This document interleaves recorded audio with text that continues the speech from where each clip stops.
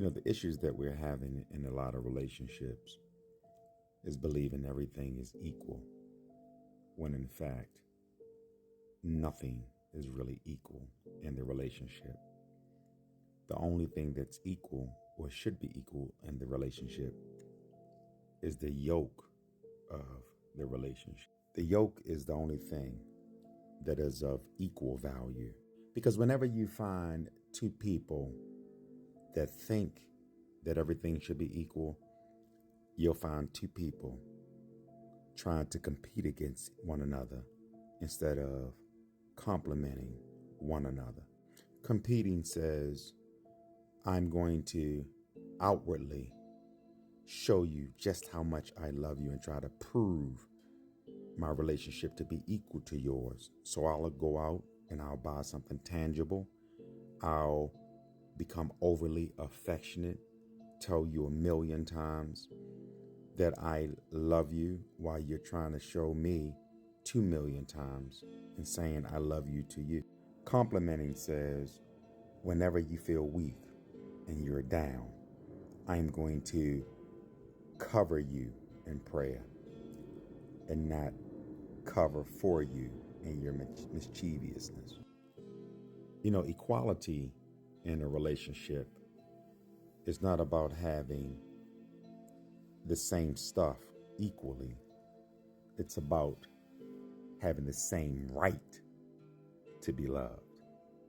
It's about being able to go to the same vessel of love, which is in God.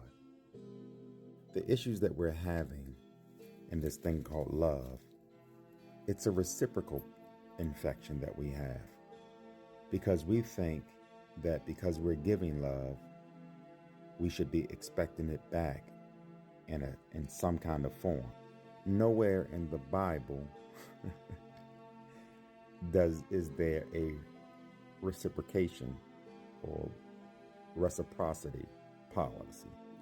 For example, God gave his only begotten Son. God gives his grace and mercy. So whenever we find a love that's predicated on reciprocity or the expectation of receiving something in exchange for our love, we find love being stripped of its innocence. And that's not the kind of love that we want. When God dispenses his love, he dispenses it unconditionally. Agape love. So you ought not be in a relationship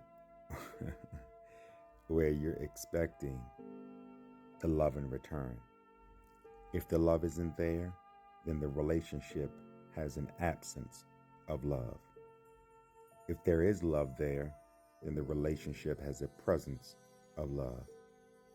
Between the two extremes, we should never expect love to be equal in a relationship. God is not in the competing business, and he has a right relationship with us. He doesn't compete with anybody. Therefore, whenever you're in a relationship, you ought never try to compete with that person. The problem is that some of us date people who don't know how to love, who's never been in love, or who has their love guarded like Fort Knox. So therefore, it's imperative that you do your research on the person. Listen to 80% of what they're not saying and 20% of what they're saying. And that will be a clear indication of their capacity to love.